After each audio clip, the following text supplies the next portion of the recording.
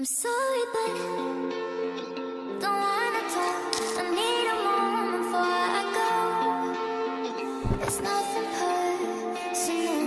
I draw the blinds. They don't need to see me cry.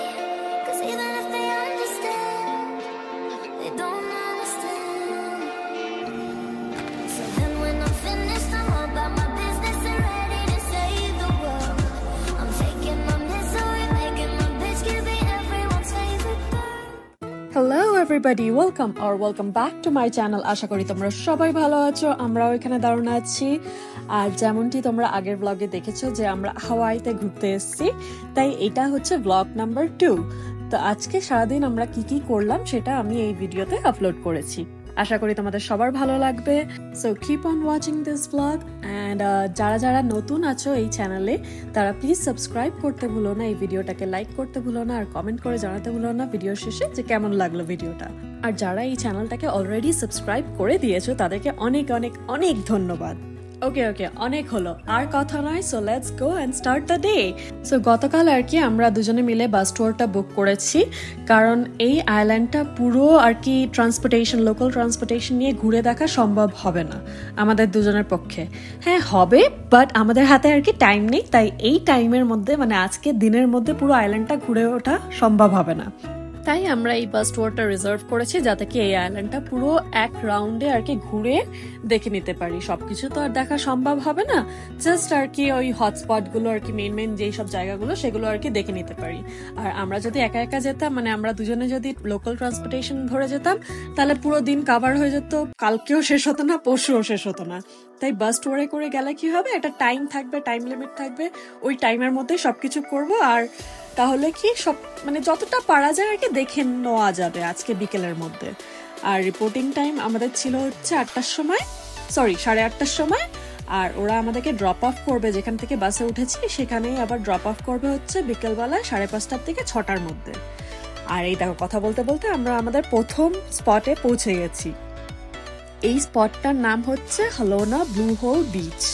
হালোনা মানে হচ্ছে look out point, আর এই জায়গাটার নাম হচ্ছে ব্লু হোল।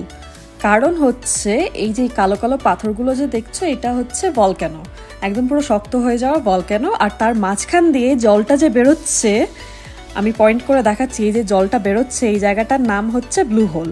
আর যেহেতু হালোনা মানে হচ্ছে লুক আউট পয়েন্ট, তাই বলে হচ্ছে হালোনা ব্লু হোল বিচ।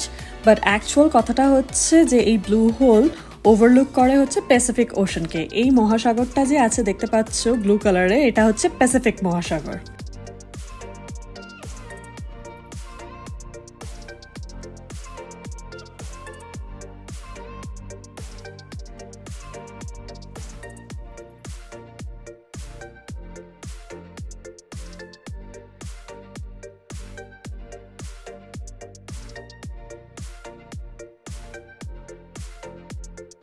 এবার আমরা হালোনা ব্লু হোল বিচ থেকে বেরিয়ে এলাম হচ্ছে জাপানিজ টেম্পলে।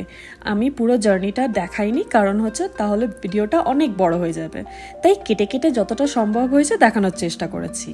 আর এই হাওয়াই স্টেটে জাপানিজদের অনেকটা ইনফ্লুয়েন্স আছে, আর অনেক জাপানিজ লোকজন দেখতে পাওয়া যায়। কারণ হচ্ছে 1941 সাল ডিসেম্বরের 7 তারিখে আর কি জাপানিজ মিলিটারি পার্ল হারবার, যেটা আর কি বিরাট নাম করা একটা হারবার হাওয়াই স্টেটে, সেখানে অ্যাটাক করেছে। আর সেই হারবারটাতে আর কি ইউএস মিলিটারি বা ইউএস নেভি আর্মির ফোর্সরা আর কি প্র্যাকটিস করছিল। তখন জাপানিজ মিলিটারিরা হামলা করেছে অন্য আরেকটা দেশের ইনফ্লুয়েন্সে, আমি আর নাম নিলাম না, কিন্তু ওই দেশের ইনফ্লুয়েন্সে আর কি পার্ল হারবারে অ্যাটাক করেছে। আর তখন ওয়ার্ল্ড ওয়ার 2 অলরেডি চলছিল, তার মধ্যে জাপানিজ অ্যাটাক করেছে। তখন ইউনাইটেড স্টেটসও পিছিয়ে থাকেনি, ওরাও অ্যাটাক করা শুরু করেছে। আর ওই ওয়ারে প্রচুর নেভি মিলিটারিদের আর কি মৃত্যু হয়েছে।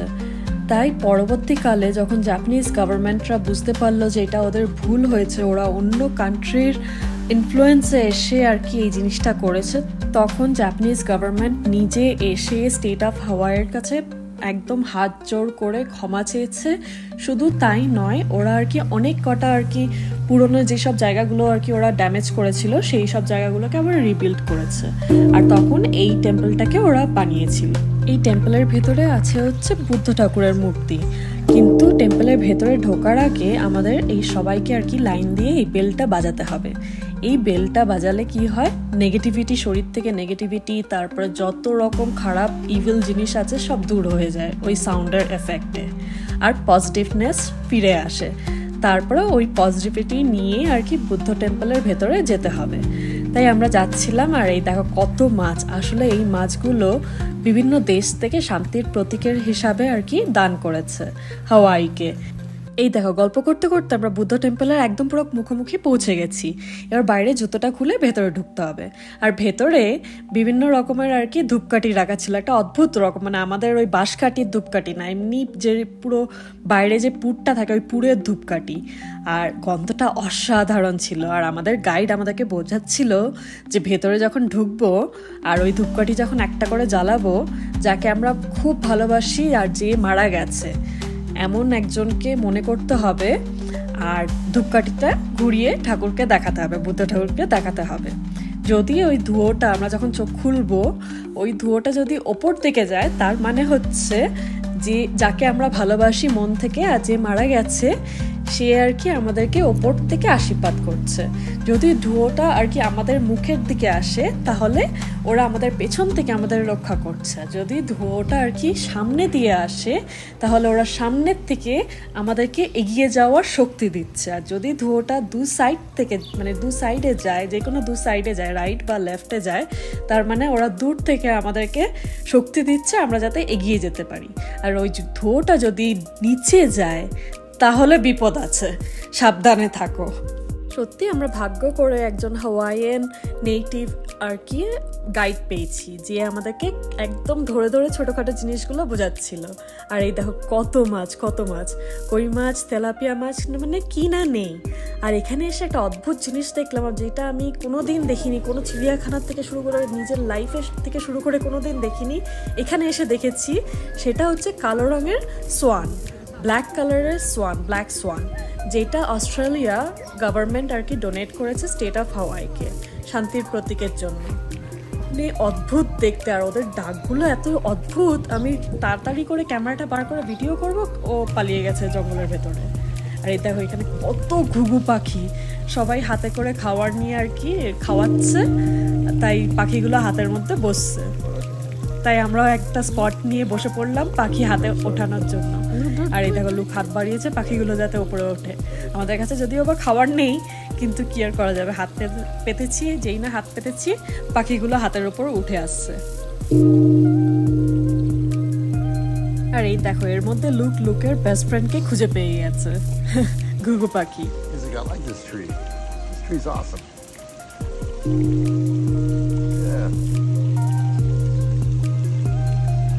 লুকে দেখা দেখি আমিও হাত পাতলাম, আর হাত পাতা মাত্রই সবাই এদিক ওইদিক থেকে সব আমার হাতের উপর উঠে এসছে, একদম মারপিট শুরু করে দিয়েছে লাস্টে গিয়ে। তারপরে মানে ভয় পেয়ে আর কি আমি হাতটাই উঠিয়ে নিয়েছি, সে হাতের মধ্যে খোঁচা দিচ্ছিল, তাই আর পাতিনি। শেষে কোথাতে কি হয়ে যাবে, কেটে টেটে যাবে, ঘুরতে এসছি, তাই তাড়াতাড়ি করে আমরা এখান থেকে বেরিয়ে গেছি, নাহলে ওরা আমাদের পুরো চারিদিকে ঘেরাও করে দিয়েছিল। দেখো কত ঘুঘু পাখি চলে এসছে এর মধ্যে, যেই না হাত পেতেছি। আর দেখতে এত সুন্দর লাগছিল যে কি বলবো। ফাইনালি আমাদের জাপানিজ টেম্পল ঘোরা হয়ে গেছে, আর এখন আমরা এখান থেকে রওনা দিলাম। আর এই জায়গায় একটা সিমেট্রি আছে, যেখানে সব ভেটারেন্সদের আর কি ওরা মারা গেলে এখানে রাখা হয়, দেহ রাখা হয়। এই যে এটাই হচ্ছে সেই সিমেট্রি। সবাই এসে ফুল দিয়ে যাচ্ছে, আবার কেউ ফুল সাজিয়ে দিয়ে গেছে সকালবেলায় এসে। আর এখানে দেখো ফ্ল্যাগ, হাওয়াই স্টেটের ফ্ল্যাগ। সবার ওপরে যেটা, সেটা হচ্ছে ইউনাইটেড স্টেটস অফ আমেরিকার ফ্ল্যাগ, আর নিচে হচ্ছে হাওয়াইয়ের ফ্ল্যাগ। হাওয়াইয়ের ফ্ল্যাগের মধ্যে আবার ইউকের ফ্ল্যাগও লাগানো আছে, কারণ স্টেট অফ হাওয়াই আগে ইউকের আন্ডারে ছিল, পরে গিয়ে ইউনাইটেড স্টেটস অফ আমেরিকা ইংল্যান্ডের সাথে ফাইট করে এই স্টেটটাকে ওরা অ্যাচিভ করেছে, তাই এখন এটা ইউনাইটেড স্টেটস অফ আমেরিকার আন্ডারেই পড়ে। আর ওখান থেকে বেরিয়ে, মানে জাপানিজ টেম্পল থেকে বেরিয়ে এখন আমরা পৌঁছে গেছি চায়না হ্যাট বিচে। আর এইটা দেখে কিছু মনে পড়ছে বলো আমায়? এটা হচ্ছে সেই ফেমাস জুরাসিক পার্ক, এইখানেই সেই জুরাসিক পার্কের শুটিং হয়েছিল। আর এই সেই পাহাড়, আর ওই যে পেছনে যে পাহাড় দেখতে পাচ্ছ, মানে ঠিক চাইনিজ হ্যাটের মতন দেখতে যে পাহাড়টা আছে, ওটার জন্য এই বিচটার নাম হয়েছে চায়না হ্যাট বিচ। আর ওই পাহাড়টাকে বলে হচ্ছে চায়না হ্যাট আইল্যান্ড। আর এই পেছনে পাহাড়গুলোতেই আর কি এখানেই ফেমাস জোরাসিক ওয়ার্ল্ড জোরাসিক পার্কের শুটিং হয়েছিল। এখানেও যাওয়া যায়, মানে ভেতরে যাওয়া যায়, ঠিক ওখানে পুরো যেরকম সেট আপটা আছে আমরা যেটা আর কি টিভিতে দেখি ওরকম সেট আপ করা আছে। কিন্তু আমাদের হাতে যেহেতু সময় ছিল না, আমরা তাই ভেতরে ঢুকি, জাস্ট বাইরের থেকেই দেখেছি, দেখে এনজয় করেছি, ফটো নিয়েছি, তারপরে সোজা বেরিয়ে গেছি। আর এই দেখো, যেই না মাত্র জলে নেমেছি, কত মাছ, ছোট ছোট বেবি ফিশ, কালো কালো দেখতে পাচ্ছ কতগুলো। আর আমাদের গাইড এখানে স্ট্রিক্টলি বারণ করে দিয়েছে জলে বেশি দূর নামতে না, কারণ এখানে প্রচুর জেলিফিশ আছে আর প্রচুর শার্ক এখানে আর কি ঘুরে বেড়ায়। তাই এই বিচে আর কি সেরকমভাবে কেউ নাবে না, যারা নেটিভ, যাদের সাহস আছে তারাই আর কি নিজের রিস্কে নাবে। তাই আমরা ভয় পেয়ে আর নামলাম না, কারণ প্রচুর জেলিফিশ আমরাও দেখতে পেয়েছি নিজের চোখে। তাই আমরা আর খুব একটা নিচে নাবিনি, জাস্ট সামনে পাটা চুবিয়ে বিচে এসছি বলে কথা, পা না আছে বলে হয়, পাটা চুবিয়ে আর কি মজা নিয়ে বেরিয়ে গেলাম। এরপরে আমরা এখান থেকে রওনা দেব।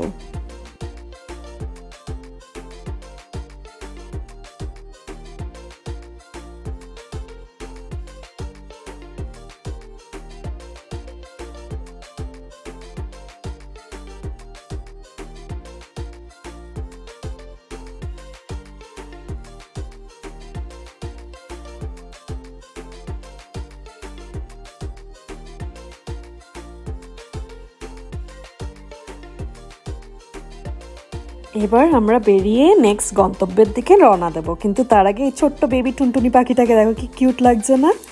তো চলো এখন নতুন আরেকটা জায়গায় যাওয়া যাক, কিন্তু তার আগে এই জায়গাটা দেখায়। এটা হচ্ছে একটা গভর্নমেন্ট অফিসিয়াল, যেখানে সব দেশের ফ্ল্যাগ আছে। আর তার মাঝখান থেকে দেখো আমি কি দেখতে পেয়েছি, আমাদের ভারতবর্ষের ফ্ল্যাগ।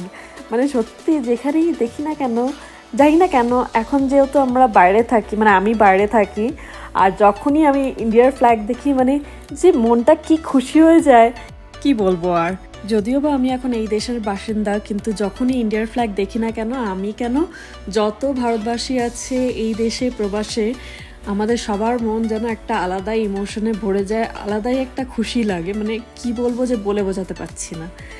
তো যাই হোক, আমরা এখন চলে এসেছি আমাদের নেক্সট স্টপে, যেখানে আমরা লাঞ্চ করব। আর লুক অলরেডি অর্ডার করে দিয়েছে। এটা বেসিক্যালি একটা শ্রিম্প ফ্যাক্টরি বলতে পারো, যেখানে আর কি শ্রিম্পের চাষ হয়। আর এখান থেকেই অন্য স্টেটে বা আশেপাশের রেস্টুরেন্টে, এই স্টেটেরই আশেপাশের রেস্টুরেন্টে ডেলিভারি হয় শ্রিম্প বা সি ফুড। তারপরে যাই হোক, আমরা খাবার টাবার খেয়ে নিলাম, খেয়েটে এখন এসছি ফল বাগানে। এখানে এসে লুক নিল হচ্ছে সবার প্রথমে বানানা ফ্রাই, আর আমি কি দেখতে পেলাম দেখো, কামরাঙ্গা, মানে স্টার ফ্রুট। কত বছর পরে স্টার ফ্রুট দেখলাম, মানে কামরাঙ্গা দেখলাম। আর ওই দেখো ওপরে যে দুটো হেলিকপ্টার দেখতে পাচ্ছ, তার মানে হচ্ছে এর পেছনে হচ্ছে জোরাসিক পার্কের যে শুটিং হয়েছে ওই জায়গাটা। আর ওখানে এখন শুটিং হচ্ছে, তাই হেলিকপ্টার দুটো না, অ্যাকচুয়ালি চারটে, পরে আরও দুটো দেখতে পেয়েছি, একই স্পটে অনেকক্ষণ ধরে দাঁড়িয়েছিল। তারপরে এই ফলওয়ালারা আর কি আমাদেরকে বললো যে এখানে শুটিং হয়, তাই হেলিকপ্টার, চারটে হেলিকপ্টার আর কি উপরে দাঁড়িয়ে আছে, হয়তো কোনো ফিল্মের শুটিং হচ্ছে। আর কত ফল দেখো এখান থেকে। তারপরে আমি নিলাম কয়েকটা কাটা ফল, ড্রাগন ফ্রুট, ম্যাঙ্গো, পাপায়া, মানে বিভিন্ন রকম সব ফল কেটে কেটেও বিক্রি হচ্ছে, কারণ এখানে বেসিক্যালি ট্যুরিস্টরা আসে। আর আমাদের কাছে মানে ওরা যদি বিক্রি করে গোটা ফল, আমরা নিয়ে যেতে পারবো না, এয়ারপোর্টে সব কিছু ফেলে দিতে হবে, তাই ওরা কেটে কেটেও বিক্রি করে। তো যাই হোক, আমি নিলাম হচ্ছে কাটা ফল, আর লুক নিল হচ্ছে বানানা ব্রেড। আর তারপরে খেতে খেতে আমরা বাসে উঠলাম, উঠে তারপর এখন যাচ্ছি অন্য আরেকটা স্পটে, যেখানে আর কি আমরা স্নরকেলিং করে কচ্ছপ দেখবো, বড় বড় আর কি টর্টয়েস দেখতে পাওয়া যায় এই বিচে। তো এই দেখো, এটা হচ্ছে এক সাইডে, আর এইখানে আমরা এই বিচটাতে আর কি টর্টয়েস দেখা যায় না, এটা বেসিক্যালি জাস্ট রিল্যাক্সের জন্য। আর এখানে প্রচুর শার্ক আছে, তাই আমরা এখানে নামিনি, বাইরের থেকে আর কি বাস থেকে আর কি দেখে নিয়েছি। এরপরে আরেকটা সাইড আছে, এই সমুদ্রেরই আর কি মহাসাগরের আরেকটা সাইড আছে, যেখানে প্রচুর কচ্ছপ। আর ওটা যেহেতু একটু রিফ এরিয়া, তাই ওখানে প্রচুর কচ্ছপরা এসে আর কি ডিম টিম পারে, তারপরে ওখানে স্নরকেলিংও করা যায়। তাই আমরা আমাদের স্নরকেলিং গিয়ার নিয়ে এসে গেছি, কিন্তু আসা মাত্রই দেখি যে জলের মধ্যে প্রচুর লোকজন, আর জলটা একদম ঘোলাটে হয়ে রয়েছে, তাই আমি আর নিচে নামিনি, কারণ নিচে নামলে চুলটুল আবার বালি বালি হয়ে যাবে, আর এখনও অনেক কিছু ঘোরা বাকি আছে। আর দেখো আমাদের ভাগ্য, দেখো এখানেই একদম পুরো বিচের ধারে একটা মামি টর্টয়েস বসে রয়েছে, ডিম পাড়ছিল। এই দেখো, পরে গিয়ে জানতে পারলাম আর কি ডিম পাড়ছিল।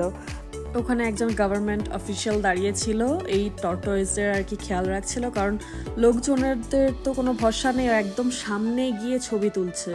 আর ওদের গায়ে যদি বাই চান্স কোনো বাচ্চা টাচ্চা হাত দেয়, তাহলে ওরা আর কি ওদের গ্রুপ থেকে সেপারেট হয়ে যাবে। মানুষের গন্ধ গায়ে লাগাতে নেই, কোনো অ্যানিমালসদের গায়ে লাগাতে নেই, স্পেশালি ওয়াইল্ড লাইফ অ্যানিমালসদের আর কি গায়ে লাগাতে নেই, তাহলে ওরা ওদের গ্রুপ থেকে সেপারেট হয়ে যায়। তাই একজন গভর্নমেন্ট অফিসিয়াল একদম 24 আওয়ার্স আর কি এই কচ্ছপদের খেয়াল রাখে এই বিচে। আর আমাদেরকে বারবার বলছিল যে 3 ফুট দূর থেকে পিকচার নিন, 3 ফুট দূর থেকে পিকচার নিন, সামনে আসবেন না, ছোঁয়ার চেষ্টা করবেন না। তো যাই হোক, কচ্ছপ টচ্ছপ দেখে আমরা বেরিয়ে গেলাম ওই বিচ থেকে। আর ওই বিচের ঠিক অপোজিটেই হচ্ছে ম্যাকাডেমিয়া ফার্ম, মানে অস্ট্রেলিয়া থেকে একটা কাপল এসেছিল বহু বছর আগে, এসে একটা গাছ লাগিয়েছিল, ম্যাকাডেমিয়ার একটা সিড নিয়ে এসেছিল, আর ওই সিডটাই নিচে ফেলেছিল, গাছ হয়ে গেছে। এবার ওরা ভাবলো যে এখানে যদি একটা গাছ হতে পারে, আর এখানে যেহেতু ম্যাকাডেমিয়া তখনকার দিনে আর কি অতটা ফেমাস ছিল না, তাই ওরাই আর কি এক এক করে গাছ লাগানো শুরু করলো, আর এই করে করে এই ফার্মটার তৈরি হয়ে গেল। আর একটা মোরগ দেখি হেঁটে বেড়াচ্ছে, এখানে তো মোরগ মুরগি সব কিছুই দেখি নিবিকার মনে নিজের বাবার রাস্তা মনে করে একদম হেঁটে বেড়ায়। আর তারপরে যাই হোক, ম্যাকাডেমিয়া ফার্ম থেকে বেরিয়ে আমরা এখন এলাম হচ্ছে পাইনাপল ফার্মে, মানে ফেমাস ডোল কোম্পানিতে। এই America, Canada, Australia, I think নিউজিল্যান্ডও হতে পারে, আমার ঠিক আইডিয়া নেই কোন কোন কান্ট্রিতে ডোল পাওয়া যায়, বাট আমেরিকা আর কানাডাতে খুবই ফেমাস ডোল পাইনাপল। এখানে তো আর মানে 12 মাসই আর কি পাইনাপল পাওয়া যায় না, তাই এই কোম্পানিটা কি করেছে, ছোট ছোট পিস পিস করে বিভিন্ন রকম সাইজের পিস পিস করে ক্যানের মধ্যে ভরে প্রিজারভেটিভ দিয়ে সিল করে ওরা আর কি লোকাল গ্রোসারি স্টোরে বিক্রি করে। তার জন্যই আমরা পাইনাপল 24/7 যখন ইচ্ছা 12 মাসই কিনতে পাই গ্রোসারি স্টোর থেকে। আর এই এখন আমরা পাইনাপেলের আইসক্রিম খেলাম, খেয়ে আমরা চলে এসেছি একটা সুভিনিয়ার স্টোরে। এখানে এসে দেখো কি দেখতে পেয়েছি আমরা, একটা জুয়েলারি স্টোর, যেখানে আর কি ওরা এরকম লাইভ ক্ল্যাম্প বিক্রি করছিল। আর ওটার ভেতর থেকে যেই পার্লটা বেরোবে, ওই পার্লটা চাইলে আমি বাড়িতে নিয়ে আসতে পারি, বা ওদের কাছে দিলে ওরা গলার নেকলেস বা কানের দুল বা যেটাই বলি না কেন আংটি ওরা বানিয়ে দেবে। তাই লুকও একটা ক্ল্যাম্প নিল, আর আমিও একটা ক্ল্যাম্প নিলাম। তারপরে লুক আর কি এই ক্ল্যাম্পটাকে ভাঙলো, ভেঙে ওদের একটা রিচুয়াল আছে, 3 বার ওর কাঠের মধ্যে আর কি ঠক ঠক করতে হবে, তারপর আলোহা বলতে হবে, তারপরে বলার পরে ওরা ক্ল্যাম্পটাকে কাটবে। ক্ল্যাম্পটাকে কেটে এই দেখো 2টো পার্ল এই ক্ল্যাম্পের ভেতর থেকে বেরোলো। তারপরে আমিও করলাম, আমারটার থেকে 3টে পার্ল বেরোলো। আমি ওইটার ব্যাগের মধ্যে রেখে দিয়েছি, যখন ইন্ডিয়া যাব ওটা দিয়ে আর কি 2টো কানের আর একটা গলার বানাবো। তো যাই হোক, আমরা আনারস ফার্মে খুব এনজয় করেছি, বিভিন্ন রকমের আনারস দেখেছি, pink colour, red colour, yellow colour তো কমনই, দেখে টেকে তারপর আইসক্রিম খেয়ে পার্ল নিয়ে এখন আমরা চলে এসেছি কফি ফার্মে। আর এই দেখো, এটা হচ্ছে কফি বিন। এই হাওয়াইয়ের কফির আলাদাই একটা গন্ধ আছে, তাই আমরা এই ফার্মটা ঘুরে বেড়াচ্ছি। এই পুরো এরিয়াটা জুড়ে হচ্ছে কফি বিন এরিয়া, মানে কফি ফার্ম। তো যাই হোক, এখন আমরা এসে গেছি ফ্যাক্টরির ভেতরে, যেখানে আর কি এই বিনগুলোকে গ্রাইন্ড করা হয়, তারপর রোস্ট করা হয়, প্যাকেজিং করা হয়। আর এই সেই ফেমাস মেশিন, যেটা দিয়ে আজ থেকে 50 বছর আগের থেকে আর কি এই ফ্যাক্টরিটা কফি তৈরি করছে। আর বিভিন্ন রকমের ফ্লেভারের কফি রাখা আছে। আর লুক যেহেতু কফি ভক্ত, মানে কি বলবো, ও যদি 3 থেকে 4 কাপ কফি না খায়, 3-4 কাপ তো কমই বললাম, আরও বেশি খায়। আমার চোখে খালি 3-4 কাপ পড়ে। আর কত যে সারাদিনে খায়, এখন আর গুনি না, গোনা ছেড়ে দিয়েছি। ওর সাথে থেকে থেকে আমিও একটু কফি ভক্ত হয়েছি, কিন্তু আমার আবার ক্যাপুচিনো ভালো লাগে, ওই আমেরিকানো বা ডার্ক কফি বা এসপ্রেসো ভালো লাগে না। কিন্তু লুক আবার খায় হচ্ছে আমেরিকানো, কোল্ড বা হট, আর না হলে এসপ্রেসো।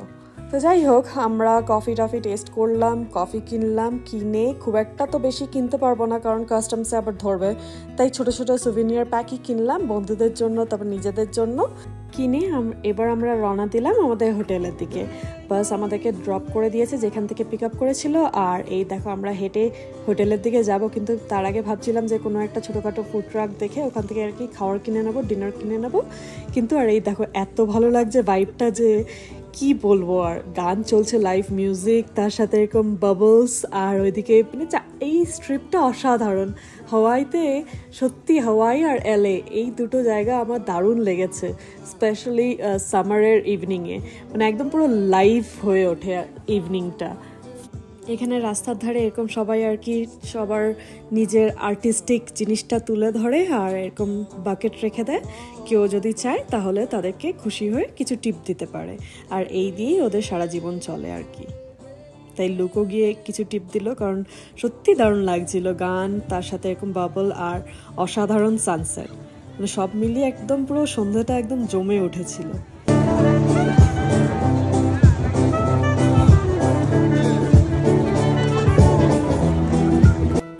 দেখো এখানে আবার টেন্ট লাগিয়ে সব কাঠের জিনিস, হাতে খোদাই করা কাঠের জিনিস বিক্রি করছিল, কি সুন্দর লাগছিল, তাই কয়েকটা পিকচার নিলাম। তারপরে এখানে আবার আরেকজন আর্টিস্ট হাসাচ্ছিল, তার সাথে সঙ্গে সঙ্গে কার্টুনের মানে কার্টুন পেইন্টিংও করছিল। কি বলে এটাকে ঠিক আমি জানি না কি বলে, বাট এটা একটা টার্ম আছে। আর এখানে দেখো ম্যাজিশিয়ান স্যার দাঁড়িয়ে বাচ্চাদেরকে ম্যাজিক শো দেখাচ্ছিল।